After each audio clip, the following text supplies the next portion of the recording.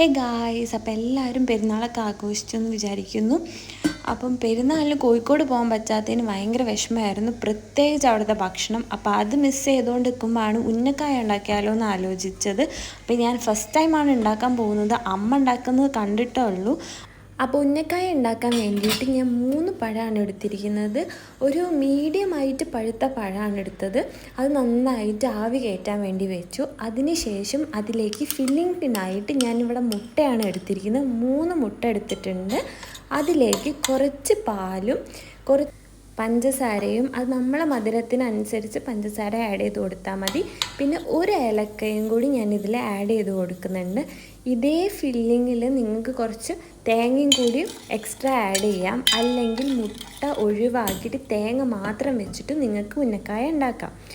അതിനുശേഷം ഞാനൊരു പാൻ ചൂടാക്കി അതിലേക്ക് 1 സ്പൂൺ ഗീ ഇട്ട് കൊടുത്തിട്ടുണ്ട്. നല്ലോണം ചൂടായ നെയ്യിലേക്ക് ഞാൻ അണ്ടിപ്പരിപ്പാണ് ഇവിടെ എടുത്തിരിക്കുന്നത്. ഇതിൽ നിങ്ങൾക്ക് ഏത് നട്ട്സും വേണമെങ്കിൽ യൂസ് ചെയ്യാം, മുന്തിരി യൂസ് ചെയ്യാം. പക്ഷെ ഞാനിപ്പോൾ എൻ്റെ അടുത്തുള്ളത് അണ്ടിപ്പരിപ്പ് ആയതുകൊണ്ട് ഞാൻ അണ്ടിപ്പരിപ്പ് മാത്രമാണ് ഇട്ട് കൊടുത്തിരിക്കുന്നത്. അത് നന്നായിട്ട് റോസ്റ്റ് ചെയ്തതിന് ശേഷം അതിലേക്ക് നമ്മൾ നേരത്തെ മിക്സ് ചെയ്ത് വെച്ചിരിക്കുന്ന ആ മുട്ടേൻ്റെത് മിക്സ് ഇതിലേക്ക് ഒഴിച്ച് കൊടുത്തിട്ട് നന്നായിട്ട് സ്ക്രാമ്പിൾ ചെയ്യാം. അത് നല്ല ചെറിയ രീതിയിൽ സ്ക്രാമ്പിൾ ചെയ്ത് എടുത്തിട്ട് നമ്മൾ വേറൊരു പാത്രത്തിലേക്ക് മാറ്റി വെക്കാം.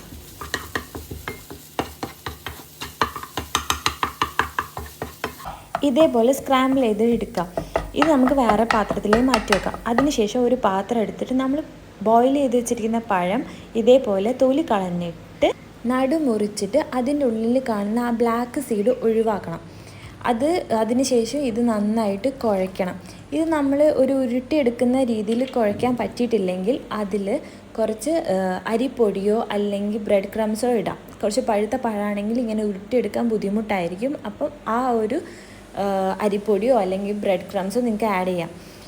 അതിനുശേഷം ഇതേപോലൊരു ബോൾസ് ആക്കി എടുത്തതിന് ശേഷം നമ്മൾ കയ്യിൽ കുറച്ച് നെയ്യോ എണ്ണയോ എന്തെങ്കിലും തടവിയിട്ട് അതിലിതേപോലെ ആ ബോൾസ് പരത്തിയെടുത്തിട്ട് അതിനുള്ളിൽ നമ്മൾ നേരത്തെ ഉണ്ടാക്കി വെച്ചിരിക്കുന്ന ആ ഫില്ലിങ് ഇതേപോലെ നിറച്ച് കൊടുത്തിട്ട് 2 ഭാഗത്തുനിന്നും ഇതേപോലെ മടക്കിയെടുക്കുക. എന്നിട്ട് കൈനെ കൊണ്ട് ആ ഉന്നക്കായനെ ഷേപ്പാക്കി എടുക്കാവുന്നതേ ഉള്ളൂ.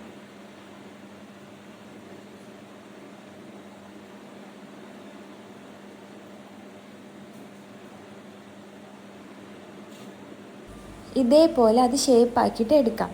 ഈ ഷേപ്പാക്കി എടുത്ത എല്ലാ ഉന്നക്കായും ഞാൻ വേറൊരു പ്ലേറ്റിലേക്ക് മാറ്റി വെച്ചിട്ടുണ്ട്. അതിനുശേഷം ഒരു പാൻ ചൂടാക്കി അതിലേക്ക് ഞാൻ ഓയിലാണ് ഒഴിച്ചു കൊടുക്കുന്നത്, സൺഫ്ലവർ ഓയിലാണ്. അതിലേക്ക് 1 സ്പൂൺ നെയ്യും കൂടി ഞാൻ ആഡ് ചെയ്ത് കൊടുക്കുന്നുണ്ട്. അതിലേക്ക് നമ്മൾ ഓൾറെഡി മാറ്റി വെച്ചിരിക്കുന്ന ഈ പഴം നമുക്ക് ഇതിലേക്ക് വെച്ച് കൊടുക്കാം. ഇത് ഓവറായിട്ട് ഫ്രൈ ചെയ്തെടുക്കേണ്ട ആവശ്യമില്ല, ജസ്റ്റ് എല്ലാ സൈഡും ഒന്ന് ഒരു നല്ല ഗോൾഡൻ കളറായി കിട്ടിയാൽ മാത്രം മതി. ഓൾറെഡി ഇത് ബോയിൽ ചെയ്ത് വെച്ചതുകൊണ്ട് നമുക്ക് ഉള്ളിലൊന്നും കുക്ക് ചെയ്യേണ്ട ആവശ്യമില്ല. അപ്പോൾ ജസ്റ്റ് ഒന്ന് ഫ്രൈ ചെയ്തെടുത്താൽ മതി.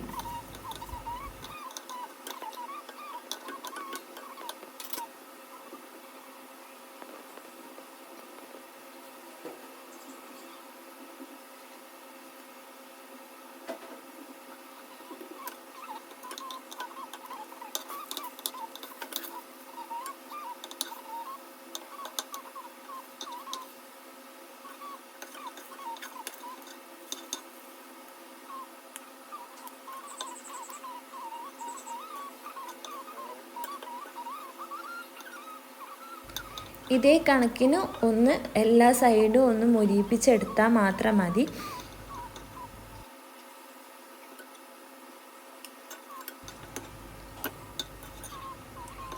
ഇതേപോലെ ഇതെല്ലാം പൊരിച്ചെടുത്തിട്ടുണ്ട്. നല്ല ടേസ്റ്റാണ്. എന്തായാലും എല്ലാവരും ട്രൈ ചെയ്ത് നോക്കണം.